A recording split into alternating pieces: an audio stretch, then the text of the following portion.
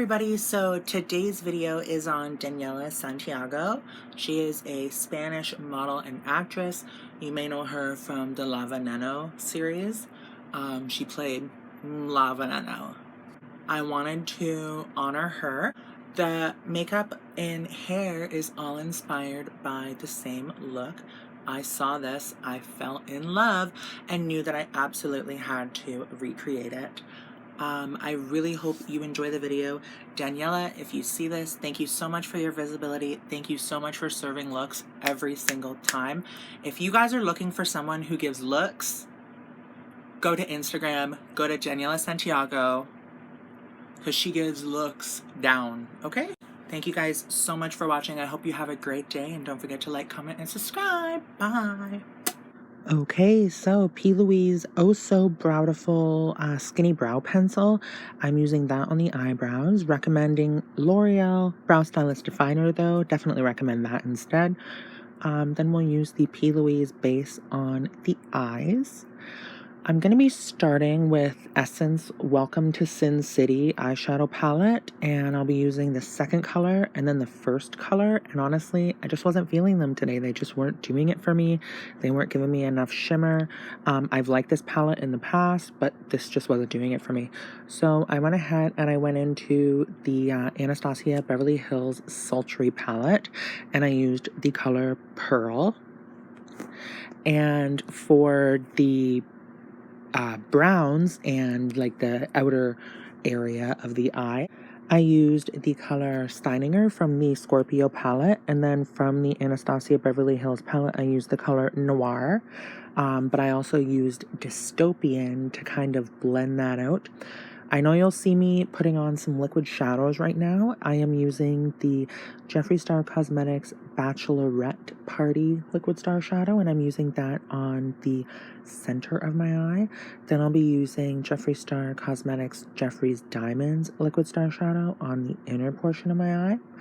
Over top of that, I'm putting the Focallure Frost Loose Pigment. This is from Wish, by the way. I'm pretty sure you can get these extremely cheap, and they're really good, so I recommend them. And then after I used the Steininger color in the Scorpio palette, I went ahead and used Dystopian, and that's what I'm using right now to really, really pull out that eyeshadow shape. And I'm going to be really blending that out in that kind of shape that I have there. So instead of doing a more rounded eye than I normally like, we're going to go ahead and pull it kind of straight out and up a little bit in a more flat shape, if that makes sense, as opposed to being rounded. Really, really packing in that color as well too, because when you pack on these darker colors and then you blend them out, you might get some patchiness almost. So definitely make sure that you are going over that. And then I'll go back in with Steininger and blend it out, and back over it with Dystopian. So I'm just really making sure that I have everything nice, soft, and blended before I go ahead and add in the black. And I do clean up as well too, because I want to make sure that I am not getting too crazy with it or anything like that. You can make a mess on the lower portion of your eye, like, because you're going to be cleaning it up anyway, but on your actual eyelid you don't want to be making a mess and getting crazy.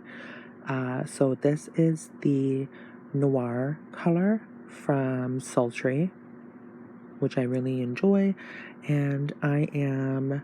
So honestly, Sultry is one of my favorite palettes ever. I don't even know if you can still get it, but you can get palettes just like it. You know, neutral, shimmery gold palettes, you're good, you know. So when I've applied that Noir color, I'm going back in with Dystopian, blending that out. Then I will go back in with Noir, and I will make sure that I'm really, really blending everything together. And, you know, I don't want to have a harsh line between the black and the other colors, especially the liquid shadows. So I'm going ahead and blending it on top of that. And you can see how that kind of gives a nice soft fade. Then I'll be going ahead and using the Made by Mitchell Black Milk Graph Ink Liquid Eyeliner.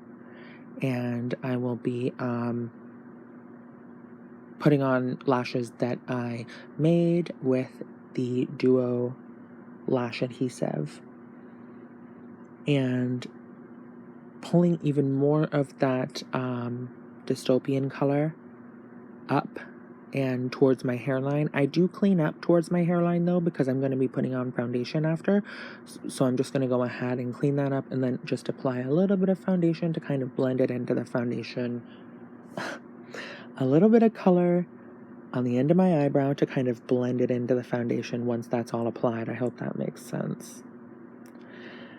So going ahead and really making sure that those shimmery colors are on point, and we're going to go ahead and take some medical tape and apply that around the eye to make sure that the glitter is all picked up. And by glitter I mean the Focalure Frost loose pigment,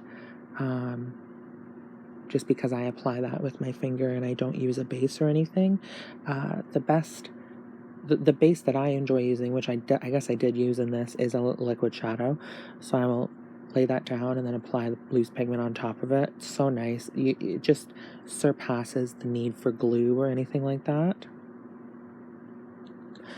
So with that eyeliner, I'll be going ahead and doing kind of like a wing, but it's honestly like nothing crazy. It's just a wing enough to darken that outer edge of the lash.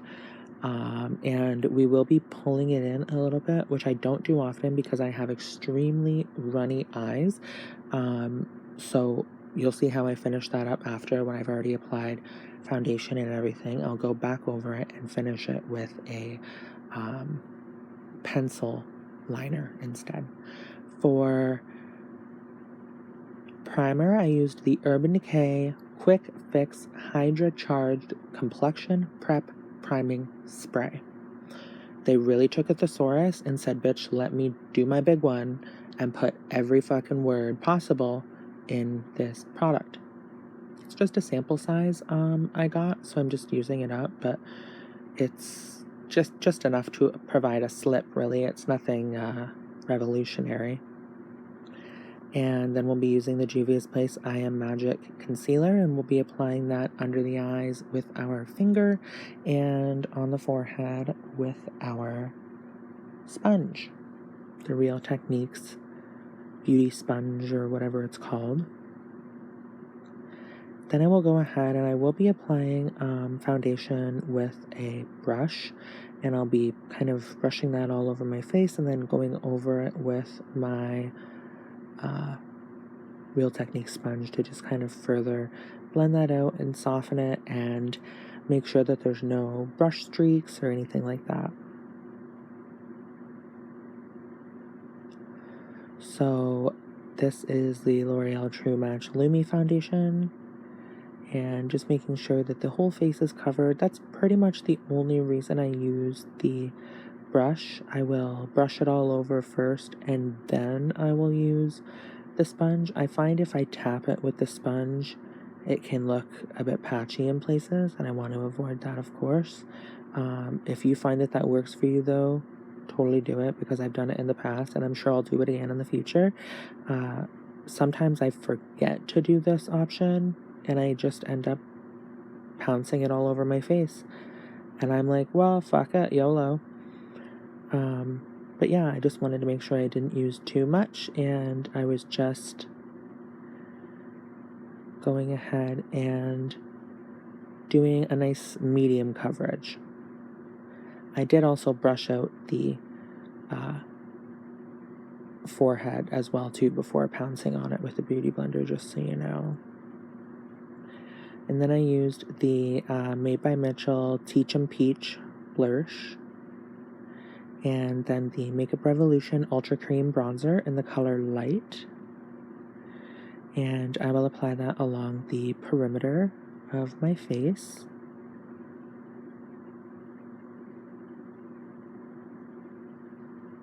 And just honestly, with I think this is actually a Beauty Blender. But there's so many sponges on the market now. In my opinion, I don't think you really need to spend that much money on a beauty blender. I think this one's probably within the first 3 years that Beauty Blender came out, so very old. Then I will use the MAC Studio Fix powder all over my face to set everything and add some additional coverage, and I'll use the white under my eyes to highlight because I like to get a nice bright matte highlight before continuing with blush or anything like that. Powder blush, I mean. So that's the color Shivering White. And then I will be setting with the e.l.f. Halo Glow setting powder, and that's in the color Light. And I apply that all over my face, and I'll drag my fingers over my face to ensure that there is no damp skin, because I want it all to be completely dry. If it's not all completely dry, you could have transferring onto your clothing. You could have, or even worse, transferring onto someone else's clothing. And if you sweat, you're going to lose the part that's not set even quicker. So people always ask me how I keep my makeup on all day. When I do wear it, I don't wear makeup really ever anymore. Except for videos and like events, but I don't go to events, and I don't go to the club anymore, so I don't really wear makeup anymore. But anyway, this is the Sheglam Tangerine Lightweight Matte Blush. But yeah, people ask me how I keep my makeup on all the time, and if I am wanting to keep my makeup on all day, I will use setting powder, loose setting powder. Then I'm using the Marc Jacobs Tan-tastic Omega Bronze. I recommend the Physicians Formula Butter Bronzer. And just adding some depth to the face, and then adding some depth to the nose as well too, because I don't want the nose to be completely stark white, you know what I mean? I want a little bit of shaping there. Then I'm using the Colourpop Flexetarian highlighter, and I'll go ahead and use that all over my cheeks, my forehead, my nose, a little on my chin. I mean, I got a little overzealous with it, and that's fine. So this is the under portion of the eye. I used the Made by Mitchell Black Track All Smudge No Budge pencil. And I'm just going ahead and applying that right down into that corner to give that kind of cat eye eyeliner appearance, and then I'm going to go ahead and blend it out with the Noir color from the Sultry palette. And I love how this looked, and honestly I just used my finger to kind of even further blend that out. I find using brushes under the eye, sometimes it can get a little far down, whereas if you use your finger, it tends to kind of stay in one place, just blur a bit. Then I use the Creme Shop and Hello Kitty Celebrate setting spray. And for lip liner, I'm using the Bobbi Brown Bobby lip liner. I'll then be using the Charlotte Tilbury Pillow Talk lipstick. I love this lipstick, I love this color.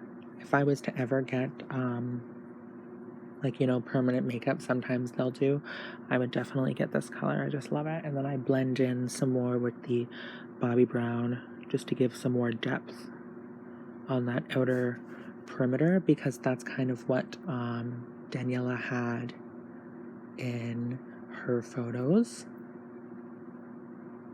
And for hair, all I'm doing is a flat wrap curl, a flat wrap horizontal curl. Some of them might be vertical, but I wasn't like looking to retain length or anything like that. If I'm looking to retain length, I'll do a vertical curl, a vertical flat wrap curl. But anyway, yeah, it's very simple. You just go ahead, curl everything, and with this hair, I mean, you don't even have to spray it. You can if you want to, but This is a Toni and Guy curling iron, by the way. And the important thing for me for getting, for curling my hair is it has to be one consistent length all the way to the end of it. So with this look specifically, so I had a friend I was just talking about this the other day with, trying to explain it. But so wands, hair wands, usually this used to have a clip. It was a clip curling iron, but hair wands usually come to a point. You don't want that. You want a wand that comes to the same length. It's a consistent length all the way through from the base of it to the end of it.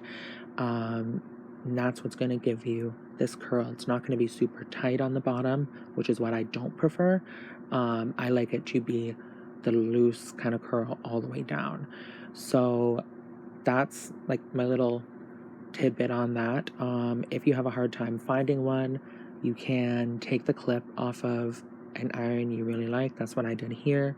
For this one, I enjoy that it has a ridge on the end of it so that it holds the actual wrapping of the hair on it. It doesn't slip off like it does with some wands. I have some wands and I just prefer this one. I have a ton of hair curling devices, and this has always been my favorite. I think this is a 1 1/4 iron or 1.5 iron if I'm not mistaken. But yeah, that's for my curl, that's what I like. And for the curl I did for Daniela, that's what I did. And it is pretty simple, honestly, just taking small-ish sections. It doesn't need to be like little, you know, sometimes they do them in their little rinky-dink ones. But if your hair does not curl as easy, you're going to want to take smaller sections and set it with a roller or with what are they called, bendy flexi rods, flexi rollers or whatever. Definitely recommend that. But anyway, that's the video, guys. I hope you guys enjoy that. Thank you so much for watching, and I hope you have a lovely day. Bye.